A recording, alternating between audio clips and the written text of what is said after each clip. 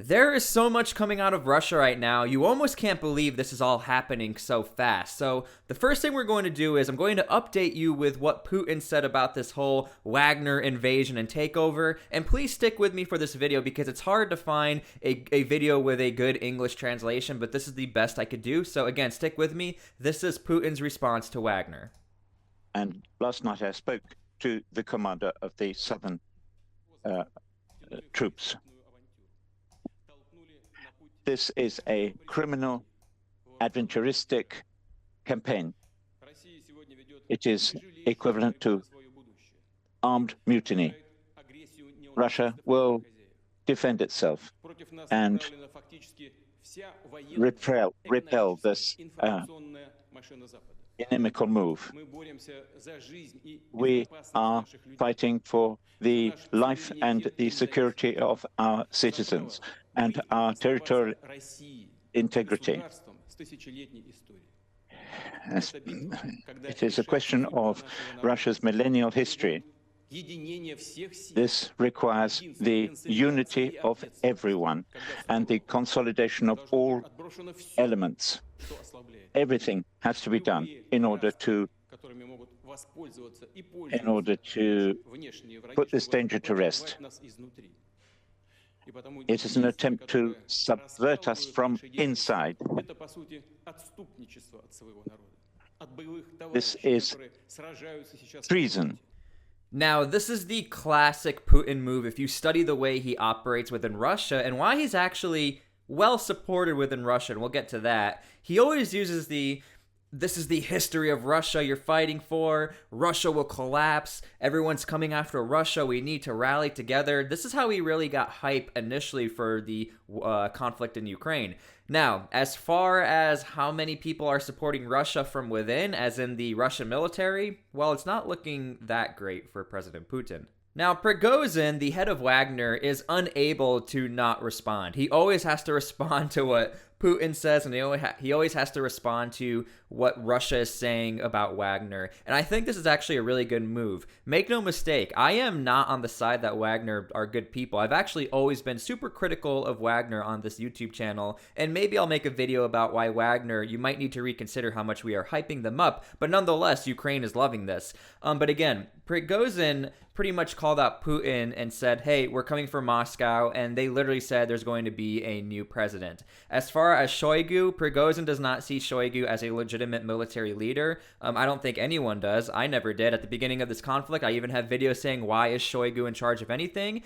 He's been a major failure to Russia. Prigozhin even said the reason why Ukraine is a failure is because of Shoigu and his inabilities to actually be a military leader. He's not qualified to be a military leader. Now, Wagner is doing something I don't think we expected, is that they are making advances and pushes without any contention. I think Wagner was at least expecting somewhat of a fight, but the next major objective that they have hit, confirmed hit, is Voronezh, and this city has about 1.1 million people within its city. Now, Prigozhin is really good at creating social media hype for his own soldiers. The Wagner group is quite literally on an app called Telegram where they're all just communicating amongst one another. It's almost like a WhatsApp. It's almost like an Instagram group page where we can just post what's going on and we can post updates. Now, is this a good thing to be putting everything out publicly? Yes and no, because Wagner knows Russia's watching, and Russia obviously is falling for the bait, and a lot of them are actually switching sides to fight with Wagner. Now, something else Wagner has really been able to tap into is that you have these prisoners and ex-convicts who were initially fighting for the Russians on the front lines of Ukraine. They were forced to dig trenches. They were told if they leave their positions, they were going to be taken out or be sent straight to prison.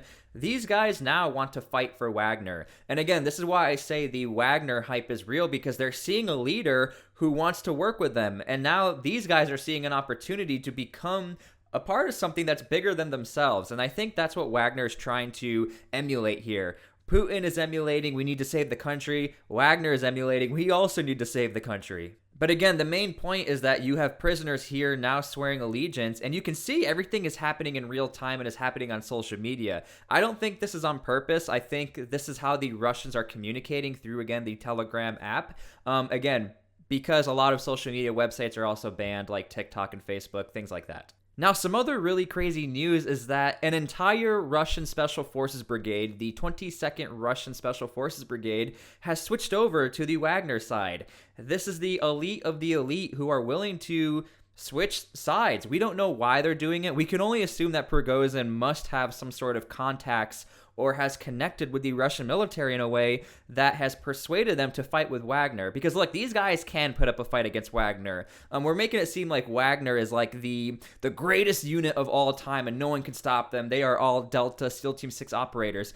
I'm not saying that. What I am saying is they're really good at their job and they're all highly trained compared to the regular Russian military. But as far as an entire brigade of the 22nd Russian Special Forces, that is significant to join the ranks of Wagner. Now, within Russia, the Russian military is not the only security component within Russia. So when Putin is saying, hey, we need to defend Mother Russia, it's for the history of Russia, he's really talking to the security forces who are in charge of guarding the cities.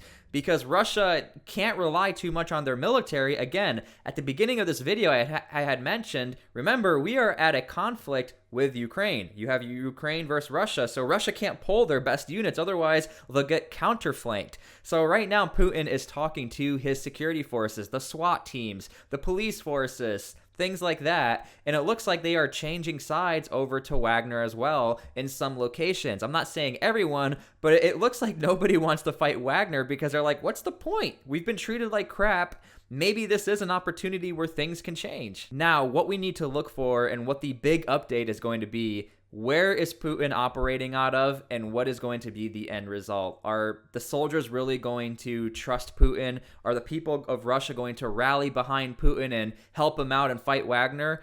From what I'm seeing, it doesn't look that great. We even have reports of Wagner taking out a jet, taking out helicopters. So Wagner has the assets day by day to take out air power. They don't have air superiority, but they have the capability for air defense. Again, Wagner has managed to create a quote-unquote ragtag military who can operate on all levels. Artillery, air defense, special forces, everything, logistics. That's why they're so good at what they do. They're also really good at psychological operations. If you are not aware, I know this is a Russia update, Wagner is really good at what they do in Africa, so it looks like they are bringing those tactics up to the Russians. They're fighting amongst their own people, so they know their people, and they know the military they're fighting against. A lot of them used to be former Russian military members. Now they're fighting against the Russians. It's pretty crazy. So stick with me. My name is T-SPLY. If you never met me, please subscribe. I'm going to keep updating you guys. And we'll see what happens. In my opinion, Wagner needs to figure out how to make themselves really look like the good guys, and hopefully they're going to end the conflict in Ukraine. Because again, the head of Wagner is not necessarily the cleanest guy out there. He has some issues, and I know the international community is going to have some questions about him. Are they just going to forgive him for anything he's done? One thing I do know is that Putin is in trouble either way. If he gets caught, he's in trouble. He might be turned over to NATO. And if Putin is caught, again, another worst case scenario is they take him out or put him in prison. So we'll see what happens. We'll see what happens. I'm going to keep updating you guys. I'm optimistic about this hopefully ending the Ukraine war, but again, we'll see what happens. My name is T-SPLY. We'll see you later.